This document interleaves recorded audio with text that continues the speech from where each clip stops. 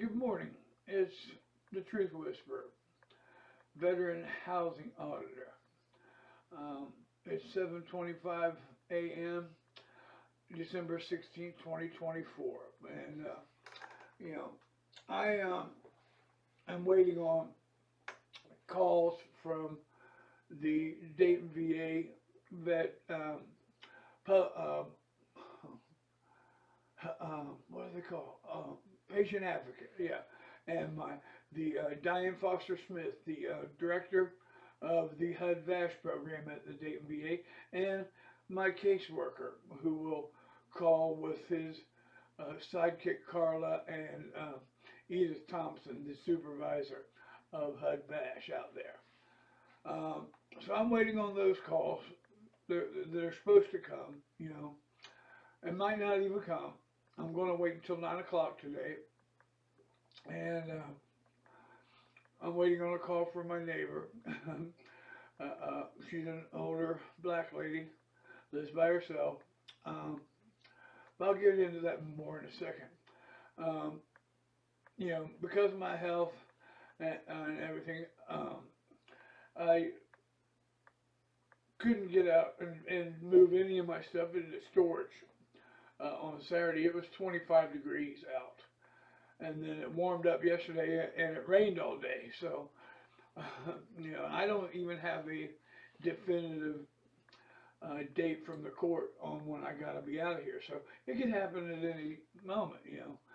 Uh, so I wanted to go over, the crazy stuff. I've said that how much I help all the people that in this apartment complex and the surrounding neighborhood.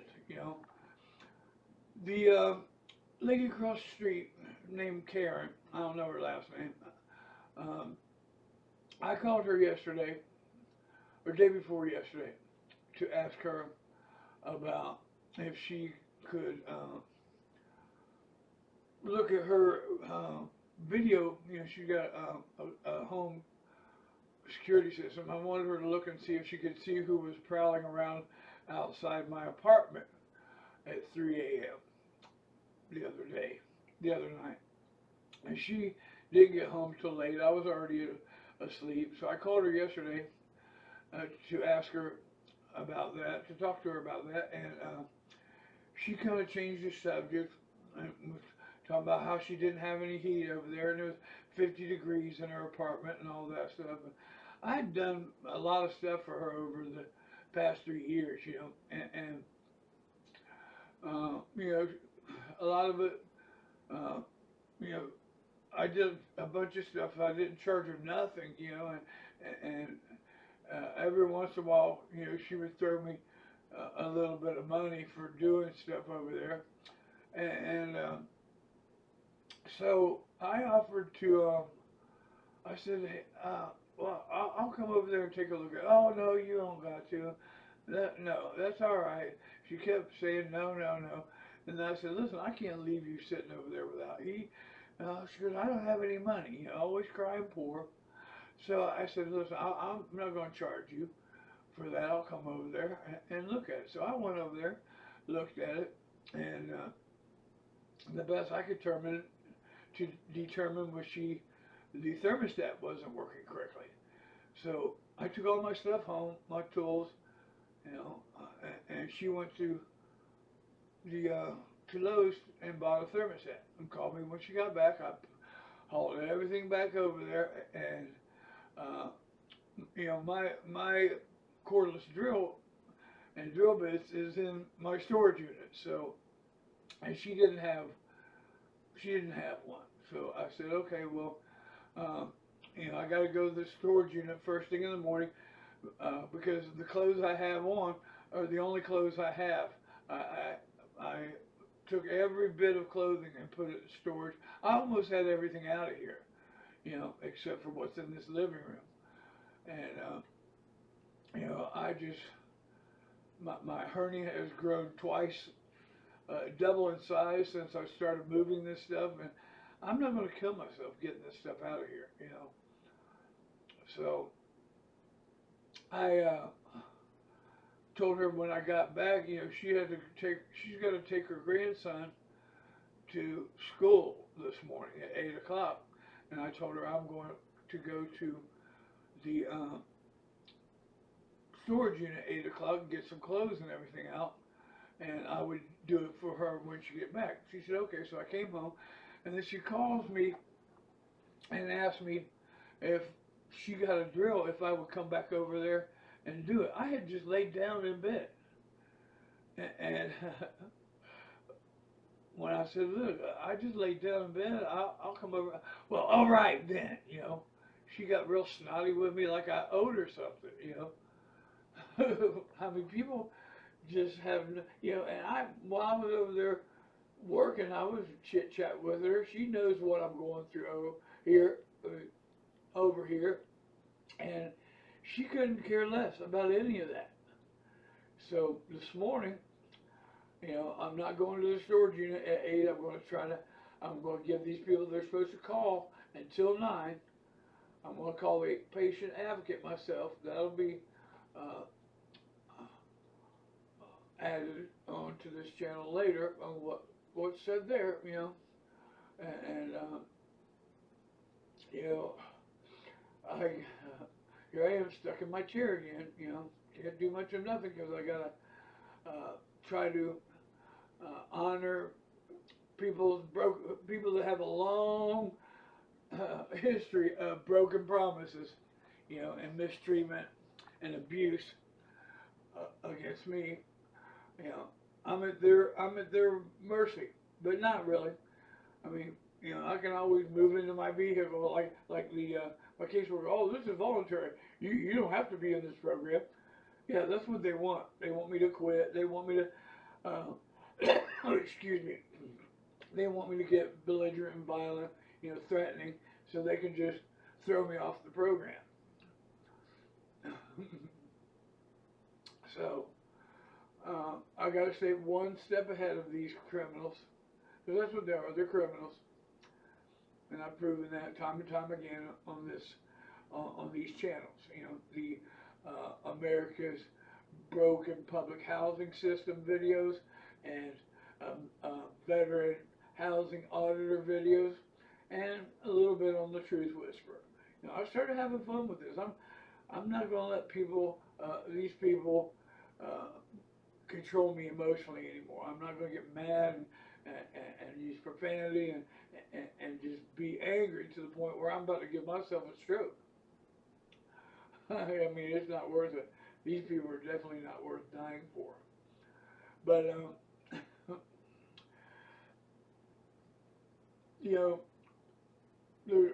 the tenant that moved into my old apartment, I only know his first name, he's Kerry. And the guy over here where the bugs came into my apartment from, his name is Carl Williams, and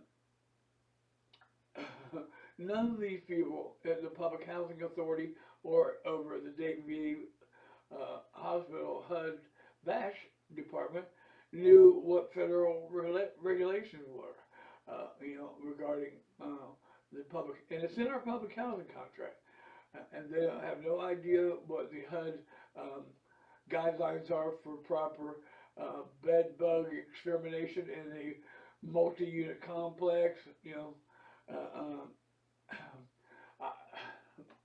and every time that I showed them what the law was, the landlord and the public housing people, Annie Roper down there, they would adjust and put, there's a whole series of different notices, 30-day notices to leave, because every time I shot down the current notice, they just kept going, and public housing, Annie Roper and the landlord were conspiring at that point to deprive me of my civil rights, and they were, when the landlord came here and the public housing people and the VA people knew that they were getting violent at my house, it became extortion, and when Rod Roberts was an active detective at that time, and Becky Roberts was retired from there, or yeah, she retired from there. She was a detective for a while, and then she went to work at the coroner's office. And I know the capability of dirty cops. I mean, it's on the newspaper all the time, and and you know, I was scared to even call the police about it. And then when I finally did call the police, we all know what happened there. The Department of Internal Affairs at the Dayton Police Department and Dayton Mediation Center, which is part of the police department, they all ignored it and shoveled it under the rug because Rod Roberts was about to retire. And I sent all of that to the Dayton police chief, and he pretty much said the same thing. Well, you know, he doesn't live in the state anymore. He's no longer on the force, but he was at the time of this criminal activity. But anyways, the point is, none of them are doing what they're supposed to do about this, any of this. They let me go to eviction court knowing all that was going on, and they're probably plotting and trying to come up with some way to, I don't know, prosecute me for something. Who knows? You never can tell with these people. But,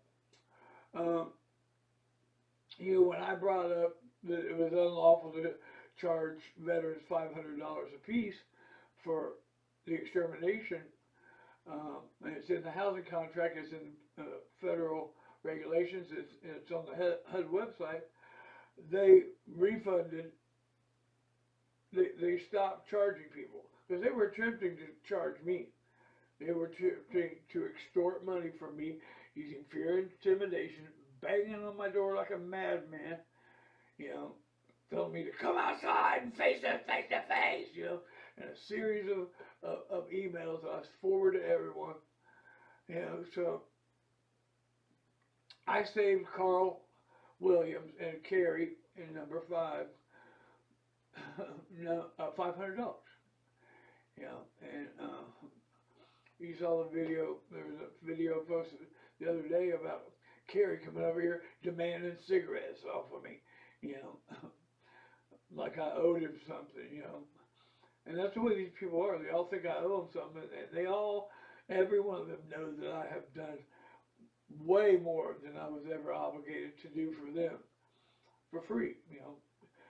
Give them food that I couldn't eat, food, clothing, furniture, anything that I could do. I'm the only one in this apartment complex that will go out there and pound on, not pound, but knock on people's doors and say, hey, I'm going to the store. Does anybody need anything? I don't know these people. Shit. You know, sorry about the profanity, but for real, I don't owe anybody here nothing. If anything, they owe me, which is the point of this video. So, you know, and when I first met Carl Williams and Charlie, I call him Darren because he's a neighborhood Darren, you know, Darren and Karen. He complains about everything and eavesdrops and everything. When I went over there and met him for the first time at Carl's apartment, everybody's sitting around drinking beer and smoking cigarettes, you know, 5 guys in there. And I said something that they didn't agree with. You know, we were discussing flat Earth and God and stuff like that. And Charlie decided he hated me from the get-go, you know. And since then, I gave him a sawzall that somebody had given me, or I'd found somewhere, and a power drill someone I had found somewhere, or someone had given me. You know, I didn't have to give him any of that stuff. I did a lot of nice stuff for the guy. He just has mistreated me ever since then. The neighbor in back of here, Charlie called the police because he had a trap in his yard to catch groundhogs. They've been tearing his yard up and getting in his house, tearing up stuff. And then he called the city about the fence line here. All the branches that were sticking out into the alley that touch automobiles. And Charlie don't even have a car. Okay, this is the kind of Karen that he is, you know. So, and as soon as the guy back here had a RV dropped off by a tow truck right in front of Charlie's penthouse window, you know. He called the police. The RV has current tags on it. It has tags on it and everything, you know. So, you know, that's Charlie. Charlie has tore his whole apartment apart, putting it back together the way he likes it. I mean, it looks, don't get me wrong, it looks really nice what he's doing there, but that is a violation of the lease, okay? But you're not going to hear Becky and Rod complain about that, okay? They've complained to him about all this other stuff, you know, calling the cops and all that stuff and making it hard on the rest of us over here. But anyways, you know, and go to Jamie or whatever the kid's name is on the other side there. You know that we were all sitting when I was back over there. I make these people feel uncomfortable because of the things they've done to me. You know?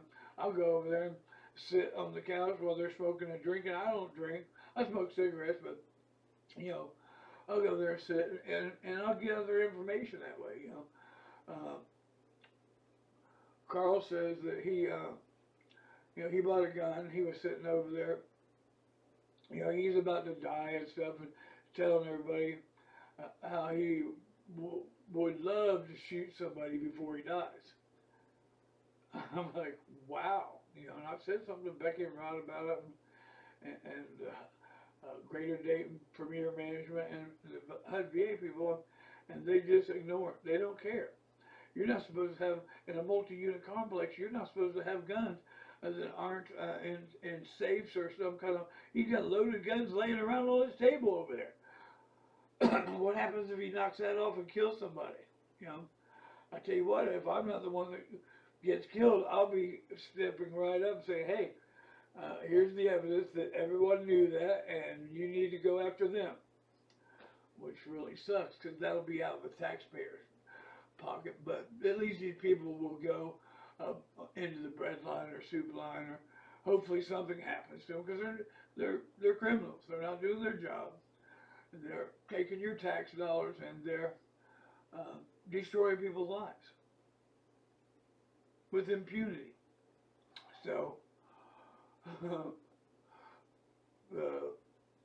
Jamie, all of these people have known for over a year now that he's a fugitive. He's got outstanding warrants. He drinks and drives without a license and insurance on his vehicle, and he says he doesn't care about living. You know. So in order to get themselves off the hook, they come out here having fill out a little thing about you're not suicidal. You know, that's not to protect veterans. That's to protect these criminals from any liability. You can bet on that. Because, anyways, you know, and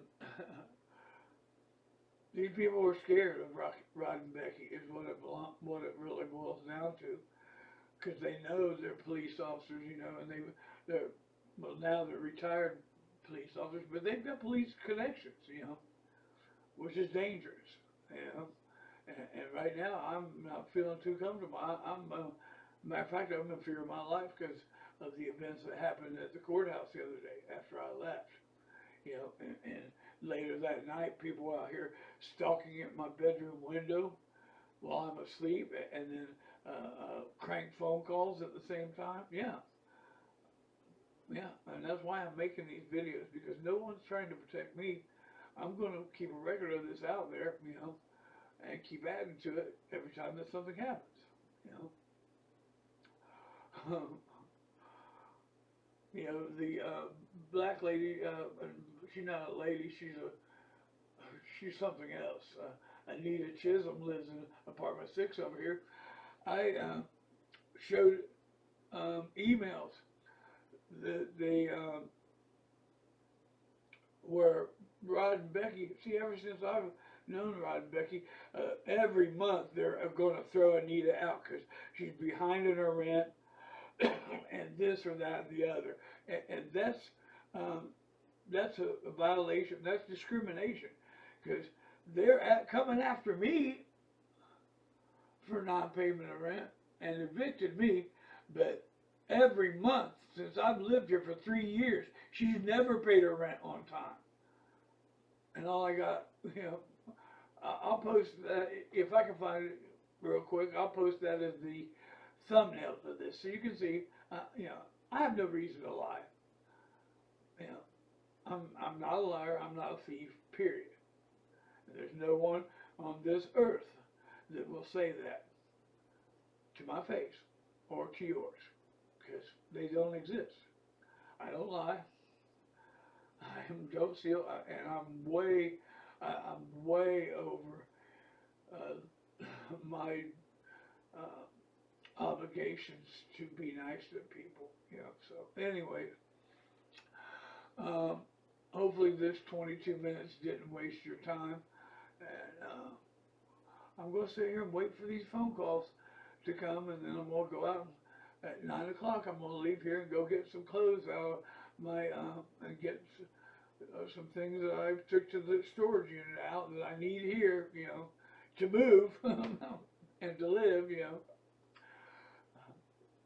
Be sure to like this content and share it and leave a comment, Don't be afraid to leave a comment. There's no commitment by leaving a comment. And if you have a story that's pretty much the same, get it out there, Anyway, share this everywhere, like I share it everywhere, so people can see this stuff. Because a lot of people don't know how things work, and maybe this will help in some way. Everyone have a blessed day.